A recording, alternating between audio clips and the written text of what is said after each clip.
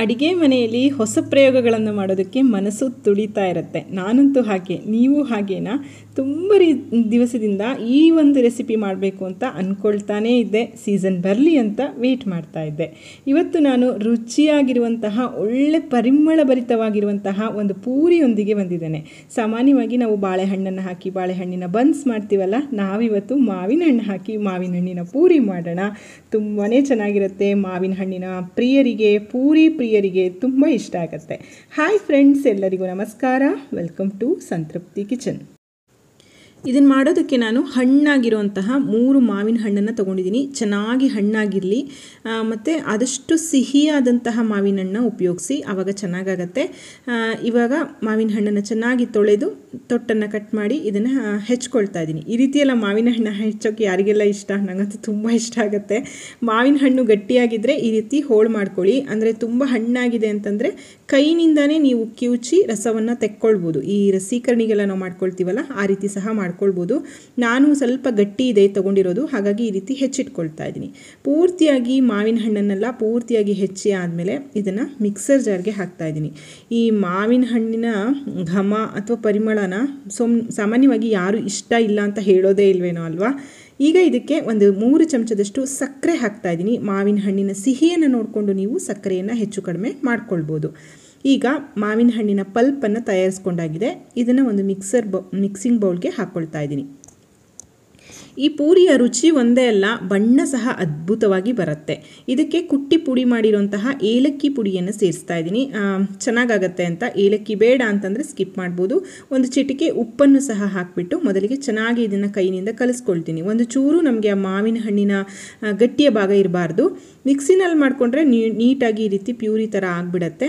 ಪೂರ್ತಿಯಾಗಿ ಕೈನಿಂದ ಈ ರೀತಿ ಹಿಸುಕಿ ನಾನು ಸರಿ ಮಾಡ್ಕೊಳ್ತಾ ಇದ್ದೀನಿ. ನಂತರ ಗೋಧಿ ಹಿಟ್ಟನ್ನು ತೊಗೊಂಡಿದ್ದೇನೆ. ನಾನು 1 ಕಪ್ಪಿನಷ್ಟು ಗೋಧಿ ಹಿಟ್ಟನ್ನು ತೊಗೊಂಡಿದ್ದೇನೆ. ಪಲ್ಪು ಎಷ್ಟು ಇದೆ ಅನ್ನೋದ್ರ ಮೇಲೆ ನೀವು ಹಿಟ್ಟನ್ನು ಸೇರಿಸ್ಕೋಬೇಕಾಗತ್ತೆ. ನಾನಿಲ್ಲಿ ಅಂದಾಜಿಗೆ ಮೊದಲಿಗೆ 1 ಕಪ್ಪನ್ನು ಹಾಕಿ ನಂತರ ಒಂದು 3 ಚಮಚದಷ್ಟು ಉಪ್ಪಿಟ್ಟು ರವೆಯನ್ನು ಹಾಕ್ತಾ ಇದ್ದೀನಿ. ಉಪ್ಪಿಟ್ಟು ರವೆ, ಚಿರೋಟಿ ರವೆ ಯಾವ್ದು ಬೇಕಾದ್ರೂ ಹಾಕ್ಬೋದು. ರವೆ ಹಾಕೋದ್ರಿಂದ ಗರಿಗರಿಯಾಗಿ ಬರುತ್ತೆ. ತುಂಬ ಹೊತ್ತಿನವರಿಗೆ ಪೂರಿ ಉಬ್ಬಿದ ಹಾಗೆ ಇರುತ್ತೆ, ಹಾಗಾಗಿ ರವೆಯನ್ನು ಸೇರಿಸ್ತಾ ಇರೋದು.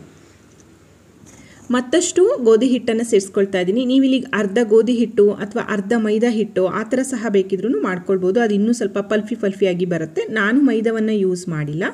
ಗಟ್ಟಿಯಾಗಿ ಹಿಟ್ಟನ್ನು ಕಲಿಸ್ಕೊಳ್ಳಿ. ನಾವು ಮಾಮೂಲಿ ಪೂರಿಗೆಲ್ಲ ಕಲಿಸ್ಕೊಡ್ತೀವಲ್ಲ ಆ ಥರ ಚಪಾತಿ ಅಷ್ಟು ಮೃದುವಾಗಿ ಬೇಡ. ನೋಡಿ, ಈ ರೀತಿ ಹಿಟ್ಟನ್ನು ಕಲಿಸ್ಕೊಂಡು ಚೆನ್ನಾಗಿ ಅಂಗೈನಿಂದ ನಾದಿ 1 ಚಮಚದಷ್ಟು ಎಣ್ಣೆಯನ್ನು ಮೇಲ್ಗಡೆಯಿಂದ ಸವರಿ ಒಂದು ಅರ್ಧ ಗಂಟೆ ನೆನೆಯೋದಕ್ಕೆ ಬಿಡಿ. ಟೈಮ್ ಇದೆ ಅಂತಂದರೆ ಅಟ್ಲೀಸ್ಟ್ ಒಂದು ಅರ್ಧ ಗಂಟೆನಾದರೂ ನೆನಿಬೇಕು. ನೆಂದರೆ ಚೆನ್ನಾಗಾಗತ್ತೆ. ನಾನಿಲ್ಲಿ ಒಂದು ಅರ್ಧ ಗಂಟೆ ಇದನ್ನು ನೆನೆಸಿದ್ದೇನೆ. ಮತ್ತೊಮ್ಮೆ ಇದನ್ನು ಕೈನಿಂದ ಚೆನ್ನಾಗಿ ನಾದ್ಕೊಂಡು ಚಿಕ್ಕ ಚಿಕ್ಕ ಉಂಡೆಗಳನ್ನಾಗಿ ನಾನು ಮಾಡ್ಕೊಳ್ತಾ ಇದ್ದೀನಿ. ನಿಮಗೆ ಎಷ್ಟು ದೊಡ್ಡದಲ್ಲಿ ಪೂರಿ ಬೇಕೋ ಅಷ್ಟು ದೊಡ್ಡದಾಗಿ ನೀವು ಮಾಡ್ಕೊಳ್ಬೋದು. ಇದರ ರುಚಿಯನ್ನು ನನಗೆ ಒಂಥರ ಎಕ್ಸ್ಪ್ಲೇನ್ ಮಾಡಿ ಹೇಳೋದಕ್ಕೆ ಆಗ್ತಾ ಇಲ್ಲ. ಈ ಮಾವಿನ ಹಣ್ಣಿನ ಪರಿಮಳ ಹೇಗಿರ್ಬೋದು, ಎಣ್ಣೆಲಿ ಹಾಕಿ ಕರೆದ ಮೇಲೆ ಅದು ಬರುತ್ತಾ ಅಂತ ತುಂಬ ಜನಕ್ಕೆ ಡೌಟ್ ಇರ್ಬೋದು.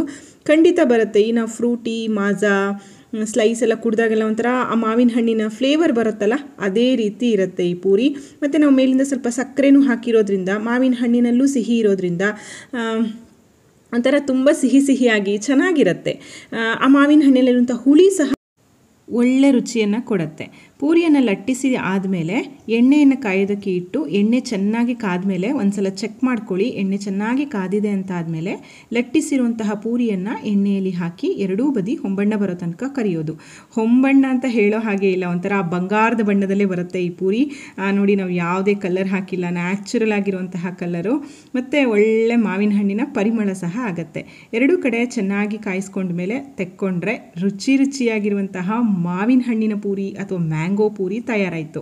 ನಿಮ್ಮ ಇಷ್ಟದ ಯಾವುದೇ ಬಾಜಿ, ಚಟ್ನಿ ಜೊತೆ ನೀವು ಇದನ್ನು ಸರ್ವ್ ಮಾಡ್ಬೋದು. ನಾನಿಲ್ಲಿ ಆಲೂಗಡ್ಡೆ, ಹಸಿ ಬಟಾಣಿ ಹಾಕಿ ಮಾಡಿರುವಂತಹ ಸಾಗುವಿನೊಟ್ಟಿಗೆ ಸರ್ವ್ ಮಾಡ್ತಾ ಇದ್ದೀನಿ.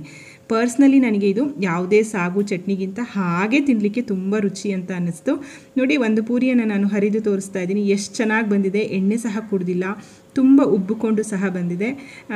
ನೀವು ಸಹ ಟ್ರೈ ಮಾಡಿ ಫ್ರೆಂಡ್ಸ್. ಹೇಗಾಯ್ತು ಅಂತ ತಿಳಿಸೋದನ್ನು ಮಾತ್ರ ಮರಿಬೇಡಿ. ವಿಡಿಯೋ ಇಷ್ಟ ಆಗಿದ್ದರೆ ದಯವಿಟ್ಟು ವಿಡಿಯೋವನ್ನು ಲೈಕ್ ಮಾಡಿ, ಶೇರ್ ಮಾಡಿ, ಕಮೆಂಟ್ ಮಾಡಿ. ಮತ್ತೊಂದು ರುಚಿಯಾದ ಅಡುಗೆಯೊಂದಿಗೆ ಮತ್ತೆ ಸಿಗ್ತೇನೆ. ಅಲ್ಲಿವರೆಗೂ ಧನ್ಯವಾದಗಳು. Thank you for watching. Thank you.